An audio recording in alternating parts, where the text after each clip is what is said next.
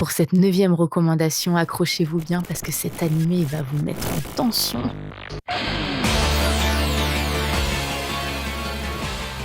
Cet animé, c'est Steins Gate. À mon avis, vous en avez entendu parler parce qu'il se hisse toujours dans le classement des meilleurs animés. Il y a une saison 2 qui est sortie quelques années plus tard que je n'ai pas vue. Pour moi, la saison 1 suffisait amplement à elle-même et de ce que j'ai compris, cette saison 2 propose une réalité alternative. L'histoire se déroule dans le quartier otaku d'Akihabara. On va suivre un groupe d'amis qui vont transformer leur micro-ondes en dispositifs pouvant envoyer des messages textes vers le passé. Dans le but de comprendre ce phénomène, ils vont effectuer différentes expériences, mais ils vont vite être traqués par le centre de recherche SERN qui réalise ses propres recherches sur les voyages temporels. Ses amis étant en danger, Rintaro va donc utiliser la capacité du four à micro-ondes et se rendre rapidement compte que chaque modification du passé a un impact irréversible sur le présent. Je pense que si cet animé est un classique, c'est parce qu'il propose un rythme où chaque décision est une question de vie ou de mort. On va suivre des personnages attachants. C'est un peu comme si c'était notre bande de potes. Et c'est pour ça qu'avec toutes les péripéties qui leur arrivent, et encore péripéties, je trouve ça assez faible comme terme, on a envie qu'ils s'en sortent, on a envie que tout se passe bien. Et